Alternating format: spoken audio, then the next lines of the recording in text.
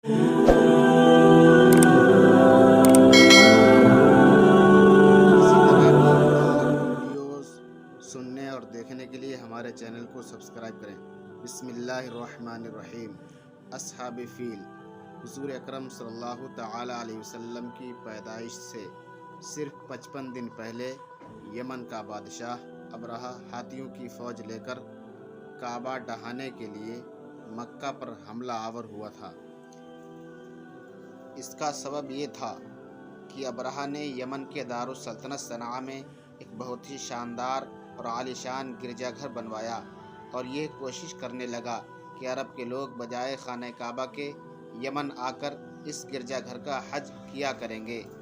जब मक्का वालों को ये मालूम हुआ तो कबीले किनाना का एक शख्स गैज़ो गज़ब में जल भुनकर यमन गया और वहाँ के गिरजाघर में पाखाना फिर कर उसको नजासत से लथपथ कर दिया।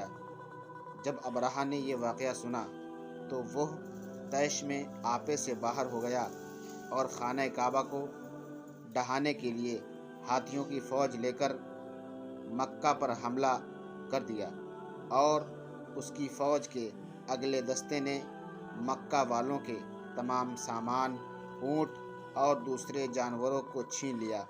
उसमें 200 या 400 ऊँट अब्दुल मुत्तलिब के भी थे। अब्दुल मुत्तलिब को इस बात से बड़ा रंज पहुंचा। उसके बाद आप इस मामले में बातचीत करने के लिए उसके लश्कर में गए। जब अबरहा को पता चला कि कुरैश का सरदार उससे मुलाकात करने के लिए आया है तो उसने आपको अपने पास बुलाया और जब अब्दुल मुत्तलिब को देखा तो एक बुलंद कामत, रोबदार और निहायत ही हसीन व जमील शख्स हैं जिनकी पेशानी पर नूरे नबुव्वत का जाहो जलाल चमक रहा है। तो आपका चेहरा देखते ही अबरहा मरऊब हो गया और बेइख्तियार तख्ते शाही से उठकर आपकी ताज़ीम व तकरीम के लिए खड़ा हो गया और अपने बराबर बिठाकर कहा, कहिए सरदार कुरैश, यहाँ आप क्यों तशरीफ़ लाए हैं? अब्दुल मुत्तलिब ने जवाब दिया कि हमारे ऊँट, बकरियाँ वग़ैरह जो आपके लश्कर के सिपाही हाँक लाए हैं, आप उन सब जानवरों को हमारे सुपुर्द कर दीजिए। ये सुनकर अबरहा ने कहा कि ऐ सरदार कुरैश, मैं तो ये समझता था कि आप बहुत ही हौसलामंद और शानदार आदमी हैं, मगर आपने मुझसे अपने ऊँटों का सवाल करके मेरी नज़रों में अपना वक़ार कम कर दिया है। ऊँट और बकरी की हकीकत ही क्या है? मैं तो आपके काबे को तोड़ फोड़ कर बर्बाद करने के लिए आया हूँ। आपने उसके बारे में कोई बात नहीं की। अब्दुल मुत्तलिब ने कहा कि मुझे तो अपने ऊँट से मतलब है। काबा मेरा घर नहीं है बल्कि वो खुदा का घर है। वो खुद अपने घर को बचा लेगा। मुझे काबे की ज़रा भी फ़िक्र नहीं। यह सुनकर अबरहा ने अपने फ़िरौनी लहजे में कहने लगा, सरदार मक्का, सुन लीजिए, मैं काबे को ढहाकर उसकी ईंट से ईंट बजा दूंगा और रुए ज़मीन पर इसका नामो निशान मिटा दूंगा, क्योंकि मक्का वालों ने मेरे गिरजाघर की बड़ी तौहीन की है। इसके लिए मैं इसका बदला लेने के लिए काबे को मिस्मार कर देना ज़रूरी समझता हूँ। अब्दुल मुत्तलिब ने इरशाद फरमाया, फिर आप जाने और अल्लाह जाने, मैं आपसे सिफारिश करने वाला कौन? इस माजरे के बाद अबरहा ने तमाम जानवरों को वापस कर देने का हुक्म दे दिया और अब्दुल मुत्तलिब तमाम ऊँट और बकरियों को साथ लेकर अपने घर की तरफ रवाना हुए और मक्का वालों से फरमाया, तुम लोग अपने अपने माल और जानवरों को लेकर मक्का से बाहर निकल जाओ और पहाड़ की चोटियों पर चढ़ जाओ और दरों में छुपकर पनाह ले लो। मक्का वालों से ये कहकर फिर खुद अपने ख़ानदान के चंद आदमियों को साथ लेकर खाने काबा में गए और दरवाज़े का कुंडा पकड़कर इंतहाई बेकरारी और गिरियोज़ारी के साथ दरबार इलाही में इस तरह दुआ मांगी, اے اللہ، بے شک ہر شخص اپنے گھر کی حفاظت کرتا ہے، لہٰذا تو بھی اپنے گھر کی حفاظت فرما، اور صلیب والوں اور صلیب کے پجاریوں عیسائیوں کے مقابلے میں اپنے اطاعت شعار بندوں کی مدد فرما۔ عبد المطلب نے یہ دعا مانگی اور اپنے خاندان والوں کے ساتھ لے کر پہاڑ کی چوٹی پر چلے گئے اللہ کی قدرت کا جلوہ دیکھنے کے لیے۔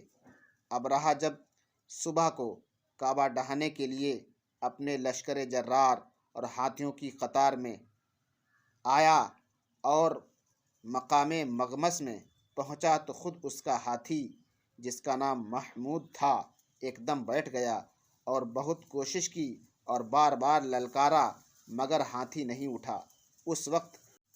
اسی وقت قہر الہی ابابیلوں کی شکل میں نمودار ہوا اور چھوٹے چھوٹے پرندے جھنڈ کے جھنڈ، جن کی چونچ اور پنجوں میں تین تین کنکریاں تھیں، سمندر کی جانب سے حرم کعبہ کی طرف آنے لگے۔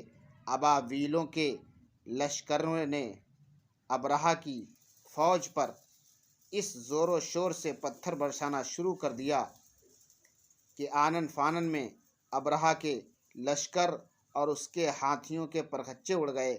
ابابیلوں کا پتھر برسانا خدا کے قہر و غضب کی ایسی مار تھی کہ جب کوئی کنکری کسی ہاتھی سوار کے سر پر پڑتی تھی تو وہ اس آدمی کے بدن کو چیرتی ہوئی ہاتھی کے بدن سے پار ہو جاتی تھی۔ ابرہہ کی فوج کا ایک بھی آدمی باقی نہیں رہا اور سب کے سب ابرہہ اور اس کے ہاتھی سمیت اس طرح ہلاک و برباد ہو گئے کہ ان کے جسموں کی بوٹیاں ٹکڑے ٹکڑے ہو کر زمین پر بکھر گئی۔ جیسا کہ قرآن شریف کی سورہ فیل میں خدا بند قدوس نے اس واقعے کا ذکر کرتے ہوئے ارشاد فرمایا، الم تر کیف فعل ربک باصحاب الفیل الم یجعل کیدہم فی تضلیل وارسل علیہم طیرا ابابیل ترمیہم بحجارۃ من سجیل فجعلہم کعصف مأکول۔ اے محبوب، کیا تم نے نہ دیکھا تمہارے رب نے ان ہاتھی والوں کا کیا حال کیا؟ ان کا داؤں تباہی میں نہ ڈالا اور ان پر پرندوں کی ٹکڑیاں بھیجیں کہ انہیں کنکر کے پتھروں سے مارتے تو انہیں کر ڈالا جیسے کھائی کھیتی کی پتی۔ جب ابرہہ اور اس کے لشکر کا یہ انجام ہوا تو عبد المطلب پہاڑ سے نیچے اتر آئے اور خدا کا شکر ادا کیا۔ ان کی اس کرامت کا دور دور تک چرچا ہو گیا اور تمام اہل عرب ان کو ایک خدا رسیدہ بزرگ کی حیثیت سے قابل احترام سمجھنے لگے۔